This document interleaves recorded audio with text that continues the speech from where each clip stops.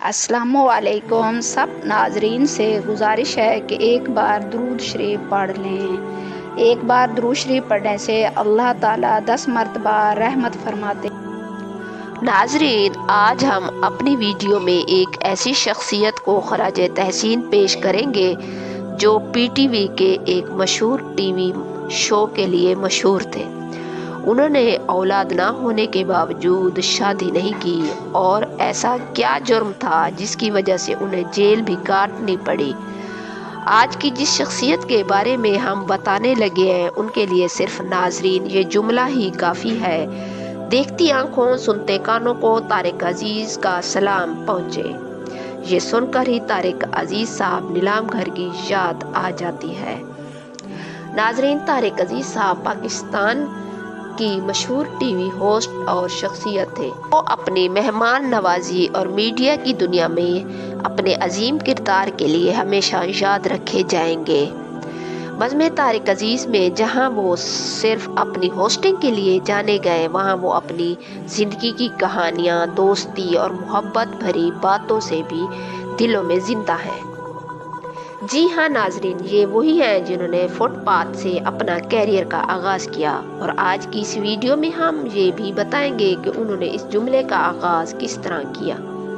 ये पाकिस्तान के नामवर अदाकार, शायर और एक सियासतदान थे। वो जलंधर के अरई ख़ानदान में मियाँ अब्दुल अजीज़ के यहाँ 28 अप्रैल 1936 को पैदा हुए। उनके वालिद के बारे में कहा जाता है कि उन्होंने क़याम पाकिस्तान से 11 साल पहले अपने नाम के साथ लफ्ज़ पाकिस्तानी लिखना शुरू कर दिया था। बाज़ लोग ये भी कहते हैं कि बानी पाकिस्तान मोहम्मद अली जिन्ना के हवाले से गलत कलमात कहने पर मियाँ अब्दुल अजीज़ पाकिस्तानी ने अपने अंग्रेज़ अफसर के दांत तोड़ दिए थे।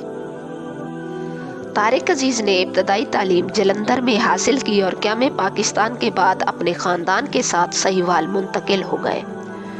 जैसे थोड़े बड़े हुए तो अपने करीबी दोस्त मेहदी हसन के साथ लाहौर के लिए ये कहते हुए निकले कि आज के बाद हमने घर वालों से कुछ नहीं लेना, यानी अपना खर्चा अब खुद उठाएंगे। नाजरीन, तारिक अजीज बताते हैं कि उन्होंने इब्तदाई तालीम सहीवाल से ही हासिल की, और जब वो लाहौर आए तो उनके पास रहने के लिए कोई जगह नहीं थी।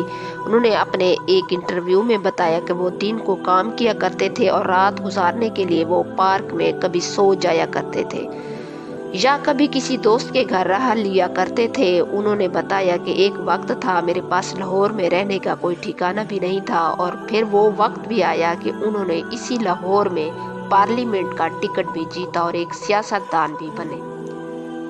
लाहौर में शुरू के दिनों में उन्होंने बहुत ही ज़्यादा टफ टाइम देखा। वो कहते हैं कि पार्क में और सागर सदीकी हम दोनों सो जाया करते थे। नाजरीन, जब तारिक अजीज लाहौर में रहते थे तो सागर सदीकी और तारिक अजीज साहब ने मिलकर लॉ कॉलेज कैंपस के साथ महल्ले की सड़क पर भी चारपाइयाँ बिछाकर सोया करते थे। तारिक अजीज बताया करते थे कि हम दोनों सुबह होने से पहले वहां से उठ जाया करते, क्योंकि हम दोनों अपने आप को हीरो समझते थे और हमें ये भी शक था कि सामने वाले चौबारे में हमें कोई देखता है। फिर एक दिन वो जब वहां से निकल रहे थे तो नसीर अनवर ने रेडियो पर अपना स्क्रिप्ट देना था, तो उन्होंने तारिक अजीज से कहा कि आप मेरे साथ रेडियो पाकिस्तान चलें। यूं जब वो राजी तरजी को स्क्रिप्ट पकड़ा रहे थे तो उन्होंने तारिक अजीज का तारुफ उनसे करवाया। इस तरह रेडियो पाकिस्तान पर उनके कैरियर का आगाज हुआ। 1964 में जब पाकिस्तान टेलीविज़न का क़याम अमल में आया तो तारिक अजीज पीटीवी के सबसे पहले मर्द अनाउंसर थे।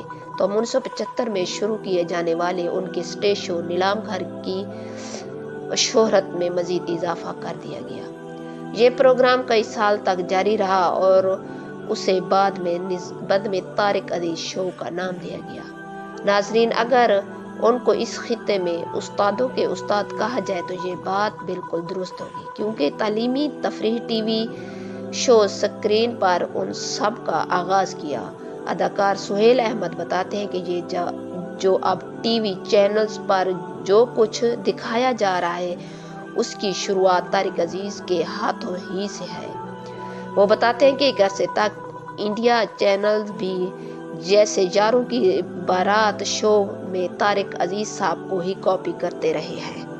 اگر ان کے فلمی کیریئر کی بات کی جائے تو ناظرین 1967 میں انہوں نے فلم سالگرہ، قسم اس وقت کی کٹاری، چراغ کہاں، روشنی کہاں، ہار گیا انسان قابل ذکر ہیں۔ حکومت پاکستان کی طرف سے 1992 میں حسن کارکردگی کے تمغے سے نوازا گیا۔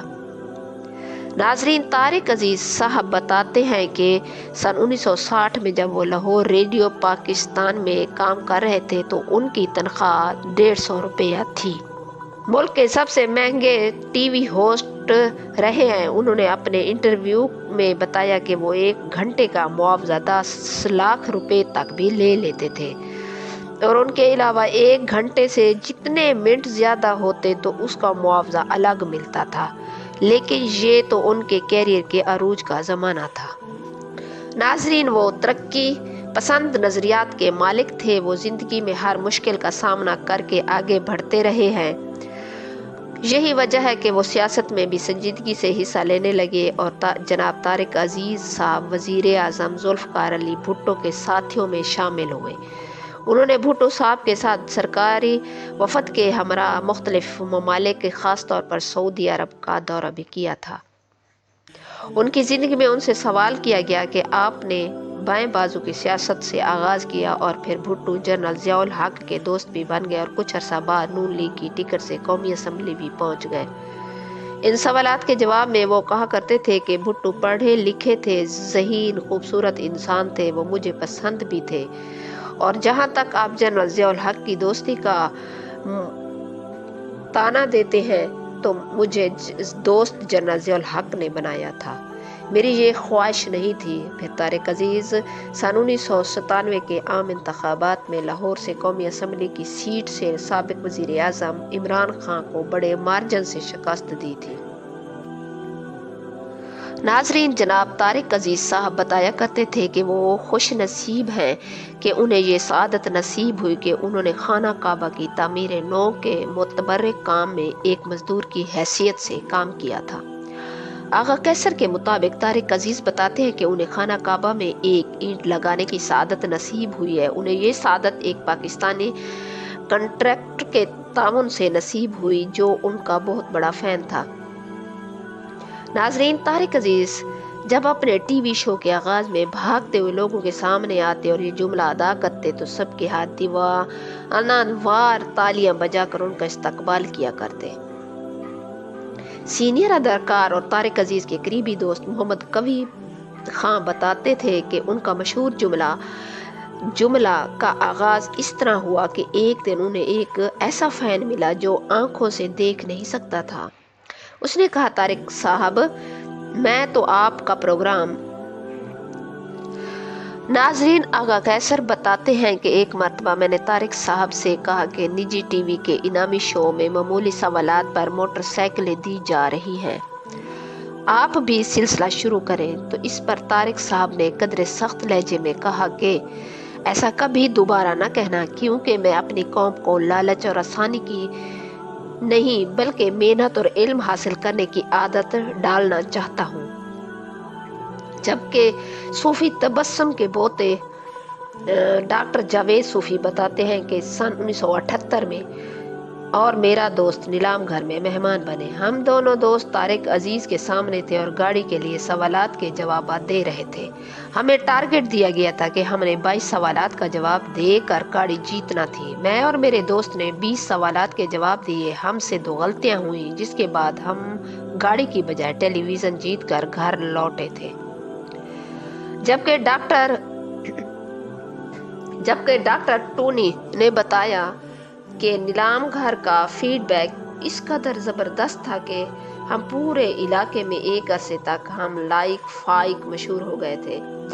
ناظرین، یہ پاکستان کی تاریخ میں پہلا گیم شو تھا اور طارق عزیز تمام پاکستانیوں کے لیے ایک خاندان کے فرد کی طرح تھے۔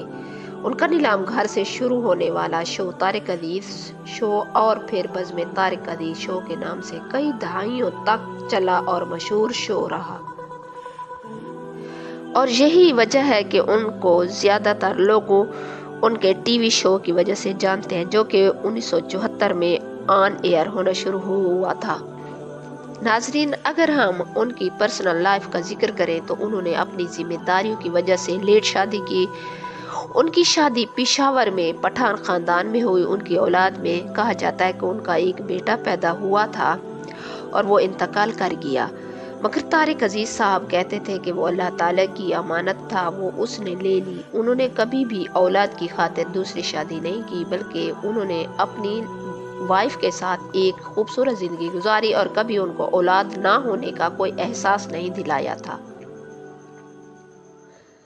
उनकी वाइफ कहती हैं कि वो एक अच्छे इंसान थे, उनमें कोई बनावट नहीं थी, उनके दिल में लोगों के लिए प्यार था, वो लोगों का दर्द दिल से महसूस करते थे।